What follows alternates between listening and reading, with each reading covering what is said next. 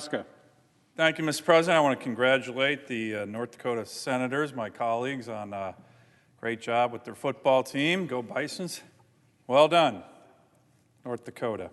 Mr. President, I want to come down here like many of my colleagues today and talk about a really important topic, and that's the future of the filibuster and the issue of voting rights, both of which are very important in this country, and we are going to be focused a lot, perhaps with some major votes, historic votes in the U.S. Senate this week on these topics. There's a lot of talk recently from my Democratic colleagues about actually getting rid of the filibuster. This, as many of my colleagues have mentioned, this would be an action that would fundamentally transform this institution and this country. The irony, Mr. President, is that until very recently, the vast majority of our colleagues here, Republicans and Democrats, were in agreement on this topic. In essence, of getting rid of the filibuster, which has been part of the U.S. Senate for decades, centuries in many aspects, if you look at our history, would not be a wise move for the Senate, would not be a wise move for America. This has been a long-standing bipartisan view. Let me just give you a couple quotes from some of my colleagues. My colleague from Montana, Senator Tester, just said last year, "I'm a no. Changing the filibuster, I'm a no. The move would make the Senate like the House, and I think that's a mistake." My colleague from Delaware, Senator Coons, in 2018, "I am committed to never voting to change the legislative filibuster." That's what Senator Coons said. My colleague from Illinois, Senator Durbin, in 2018 also said, "I can tell you getting rid of the filibuster would be the end of the Senate as it was originally devised and created going back to our founding fathers. We have to acknowledge respect for the minority, and that is what the Senate tries to do in its composition and its procedure." Wise words from Senator Durbin. And of course, there's a trove of quotes from the Majority Leader, Senator Schumer, who has vehemently opposed getting rid of the filibuster in the past when he was in the minority. Let me highlight just a few of them. Here's one he said in 2005, "Bottom line is very simple. The ideologues in the Senate want to turn what the Founding Fathers called the cooling saucer of democracy into the rubber stamp of dictatorship. We will not let them. They want to make this country into a banana republic," unquote. Never one for subtlety. That's our Majority Leader right now. Then he went on to say it would be doomsday for democracy. Again, not too subtle there, Majority Leader. Doomsday for democracy if we get rid of the filibuster. Here's another senator, very famous around the world, became president, Barack Obama. He said with regard to getting rid of the filibuster in 2005, "What they do not expect is for one party, be it a Republican or a Democrat, to change the rules in the middle of the game so that they can make all the decisions while the other party is told to sit down and keep quiet," unquote. And since we're reaching back, Mr. President, let me quote the late Senator Robert Byrd of West Virginia on this issue. Here he is in 2005. "The filibuster must go," they say. "In my 53 years in Congress, I have never seen a matter that came before the Congress, before the Senate, or the House as a matter of fact that is so dangerous, so out of the mainstream, and so radical as this one. I pray that senators will pause and reflect before ignoring that history and tradition in favor of the political priority of the moment." That was Senator Byrd. And of course, it's not just senators. Here's what the Oregon of the Democratic Party, also known as the New York Times editorial board, said in 2004 about the filibuster. "Republicans see the filibuster as an annoying obstacle, but it is actually one of the checks and balances that the founders, who were worried greatly about the concentration of power, built into our system." So this has been a view that's been widely held. Don't get rid of the filibuster. Senator Manchin, in an op-ed recently, talking about how he would not, no circumstances, would vote to eliminate or weaken the filibuster, gave a really important reason why, which is Alaska's senator I feel very strongly about. He noted in that piece that the current rules with regard to the filibuster and the 60-vote threshold guarantee, quote, that rural and small states and the Americans who live in them always have a seat at the table in the U.S. Senate. Well, I think that's enormously important. It's enormously important for Alaska, but it's enormously important for the Senate as a body, which was how we were designed by the Founding Fathers. Now, Mr. President, there's charges of hypocrisy that can be leveled at this institution and the members in it. Many times there are examples when members of Congress say one thing when they're in power and they have authority, and then they say another thing when they're out of power. But I will tell you, on this issue, Mr. President, that's been not the case for the Republican senators here. What do I mean? In 2017, 61 U.S. senators in this letter wrote the majority leader, then Senator McConnell, and the minority leader, Senator Schumer, 61 senators, 33 Republicans and 30 Democrats, saying, in essence, don't get rid of the filibuster. 30 Democrats, 4 years ago, wrote this letter saying, don't get rid of the filibuster. Now, that's when the Republicans were in the majority, and there was a Republican in the White House. And there was pressure, I will tell you, on Republicans, like there is now on Democrats, from certain elements in the White House and other places to get rid of the filibuster. And we didn't do it. We did not do it, for all the reasons that we've been discussing. And yet, I guess we're going to see a vote, first time in history, I believe, of the U.S. Senate, where the majority leader of the U.S. Senate is going to actually move forward to start getting rid of the filibuster. I'm pretty sure that's never happened, the legislative filibuster, in the history of the United States of America. It's a big deal. So look, my Democrat colleagues are clearly cognizant of how vulnerable they look with regard to being hypocritical on the issue. As I mentioned, 31 of them, just 4 years ago, signed a letter saying, don't get rid of it, when Republicans had power in the Senate and in the White House, and we didn't. But now they're like, we're going to flip-flop and say we should get rid of it. You may have seen, Mr. President, there are already these filibuster flip-flop cards. I won't name the senators, but it shows them wearing flip-flops. The president's there. But it's already out there, right? This is a big, big flip-flop, not on some small issue, on one of the most fundamental issues in the U.S. Senate. And my colleagues know this. So what's their response? What's their response? How are they looking at their previous statements, like the Senate Majority Leader, who's made a lot of statements, I've just read a few, and saying, that doesn't matter, I didn't really mean it. What's the argument? Well, here's the argument. Here's their argument. The Senate filibuster must be nuked because American democracy must be saved from Republican state legislators and Republican members of Congress and their so-called Jim Crow 2.0 schemes. This is their new language.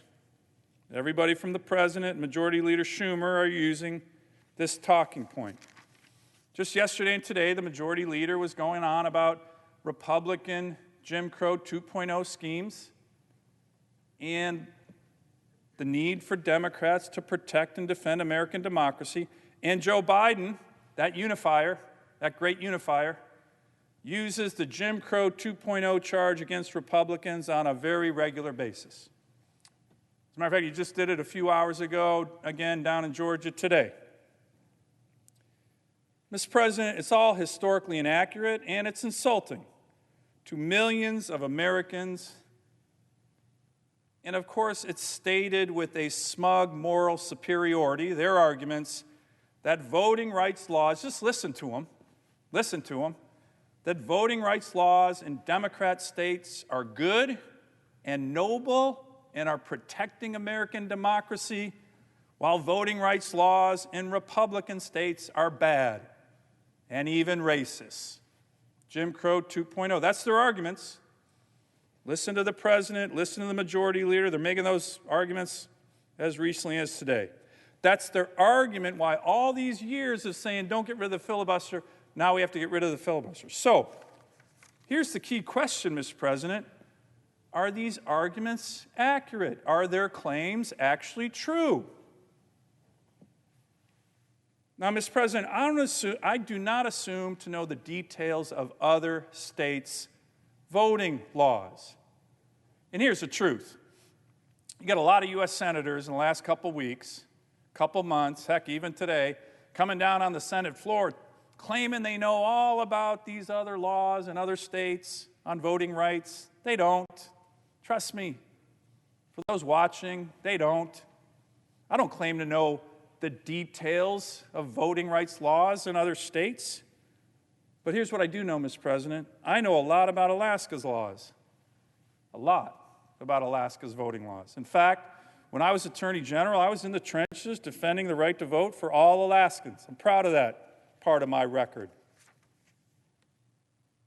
I know a lot about Alaska voting rights laws, a Republican state, and here are some very important and rather inconvenient truths and facts about my state's laws in three critical areas of voting rights: early in-person voting, automatic voter registration, and no-excuse absentee voting.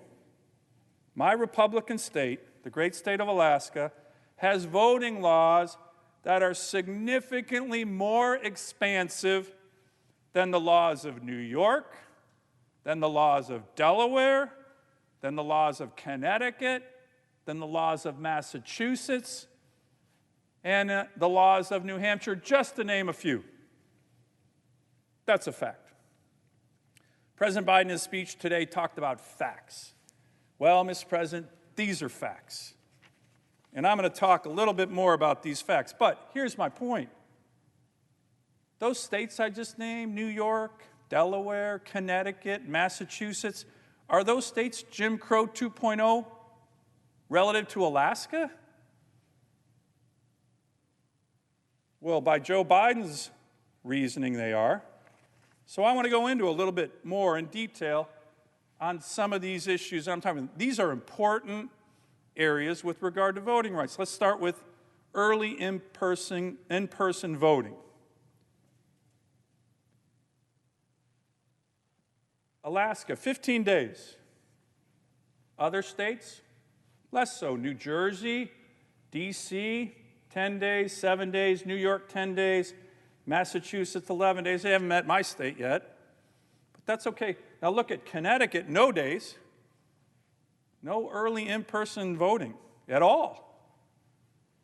New Hampshire, no early in-person voting at all. Why don't these states want people to vote early? Is it Jim Crow 2.0? Now look, Mr. President, I wouldn't make that claim against those states, maligning their elected officials. I'm sure they have their reasons, but again, by President Biden's logic, they are. Let me do another area of important voting rights laws. Voter registration. My state, in essence, has automatic voter registration. Probably one of the most forward-leaning of any state in the country. And as I speak right here on the Senate floor, There is no automatic voter registration in Pennsylvania, in Minnesota, in Arizona, in New Hampshire, in Delaware, President Biden's state, or Wisconsin. None. None. None of these states have automatic voter registration. Are these states Jim Crow 2.0 relative to Alaska? My Republican state? I wouldn't say that. But again, by President Biden's logic, they are. And let me give you one more, Mr. President, pretty important one as well.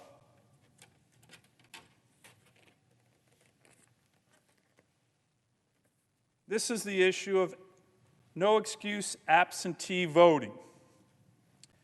There are many other expansive provisions in Alaska's laws as it pertains to voting, but here's one that we think is important. If for some reason you can't make it down to the polling location and you want to vote absentee, you can. You don't need an excuse to vote absentee. We've been doing that for years and years and years. Let's look at other states. Delaware, you have to have an excuse. New Hampshire, you have to have an excuse. Connecticut, Massachusetts, New York. By the way, all the senators from these states are down here. Jim Crow 2.0, Republican states. What about this issue? This is a really important issue. Are these states Jim Crow 2.0 relative to my state? Well, according to Joe Biden's logic, they are. I wouldn't make that claim. But let me focus on New York, Connecticut, and Massachusetts for a little bit longer on their laws, because I did look into this, on actually what does not constitute an excuse. So again, in my state, there's no excuse. If you want to vote absentee, you can. These states, you got to have an excuse. But here's the deal. In New York or Connecticut and Massachusetts, age is not an excuse. Not an excuse. You can be 90 years old, 95 years old, fought in World War II. Maybe it's hard for you to get to the polling place. Nope. Not in New York, not in Connecticut, not in Massachusetts. That's no excuse. Sorry, World War II veteran. You can barely walk. Let me give you another example. Those states. Actually, the states of New York, Delaware, Connecticut, and Massachusetts, and New Hampshire. You're a victim of stalking or domestic violence. You don't want to leave your home or go to a public polling place. You don't want your address on a public document. Is that an excuse that you can get an absentee ballot? Nope. Nope. You must leave your home, go down to the polling place. That's not an excuse. Domestic violence victim. Let me remind the listeners, New York doesn't allow that as an excuse. Majority leaders from New York. Delaware doesn't allow that as an excuse. President of the United States from Delaware. Now, to me, Madam President, these election laws seem particularly egregious. As egregious as any of the examples offered by the other side about voting restrictions in other states that we've been hearing about.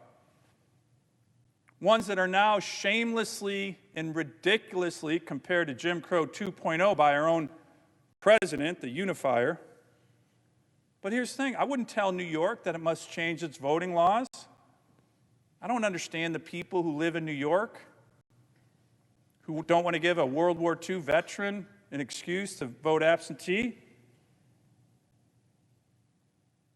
And for that matter, Madam President, New York actually doesn't want to change their own voting laws to be more expansive of voting rights like we are in Alaska. How do I know this?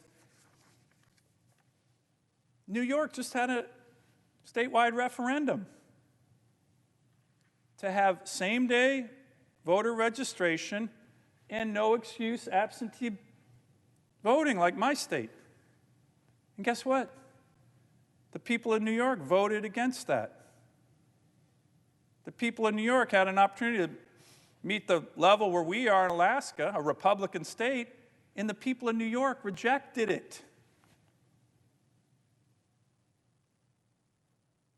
Now, I don't know what was going on in New York, why the good people there rejected these provisions, but it's going to be interesting. We'll see if Leader Schumer is consistent and accuses his own constituents of supporting Jim Crow 2.0 as he has millions of his fellow Americans. Is he going to do that?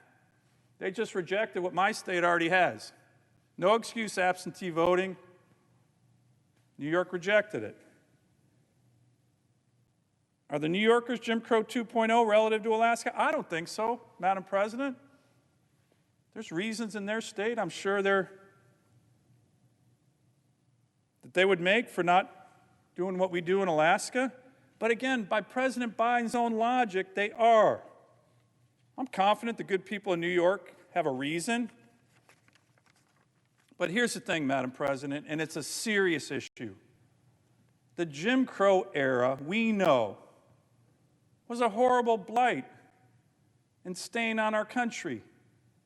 Some of the most heinous laws that were passed to prevent African Americans from voting. It was a horrible era. But it is remarkable how casually the President of the United States and the Majority Leader now throw out their Jim Crow 2.0 insult at Republicans, at Republican states. And the President and the Majority Leader do this when their states don't even closely measure up to mine on critical voting rights issues and laws. Pretty remarkable, pretty hypocritical. But it's not just me making this argument, Madam President. Here's an article from The Atlantic, came out recently, entitled, "The Blue States That Make It Hardest to Vote." And here's the subtitle: Democrats are criticizing Republicans for pushing restrictive voting laws, but states such as Joe Biden's Delaware can make casting a ballot difficult. I'd like to submit this for the record. Without objection. Well, here's a little bit of what this article says.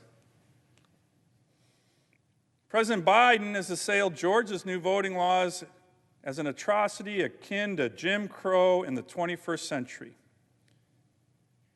But even once the GOP passed measure in Georgia takes effect, Georgia citizens will still have far more opportunities to vote before Election Day than their counterparts in the president's home state. That's The Atlantic, not known as a Republican magazine or anything. The Atlantic article goes on to say, Delaware isn't an anomaly among Democratic strongholds, and its example presents the president's party with an uncomfortable reminder. Although Democrats like to call out Republicans for trying to suppress voting, the states the Democrats control in the Northeast make casting a ballot more difficult than anywhere else, unquote. Than anywhere else, unquote. Madam President, here's the point I'm making. I'm not trying to say that every other state should be like Alaska, that we need to federalize elections so every state has the same voting rights issues. I'm proud of where my state is, and I'm certainly not going to let any smug argument on the other side somehow accuse my Republican state of Jim Crow 2.0. Meet the standards in my state before you make those arguments. But the point is, we're not all going to be the same. I have a state that's 1/5 the size of the lower 48. We have very unique voting issues. And the Founding Fathers strongly believed that election laws, for that reason, should be crafted state by state. This is in the Constitution. Quote, the times, places, and manner of holding elections for senators and representatives shall be prescribed in each state by the legislation thereof. But the Congress may at any time, by law, make or alter such regulations. Yes, this Congress may make laws and regulations, but a wholesale federal takeover of every state elections law is not what the Constitution contemplated, and it's not what would be good for each citizen of each state in our country. My invitation to the President and other members who are fundamentally demanding that we fundamentally alter this body by getting rid of the filibuster, save your smug Jim Crow 2.0 insults, go back to your own states, undertake voting rights legislation that are expansive as my state.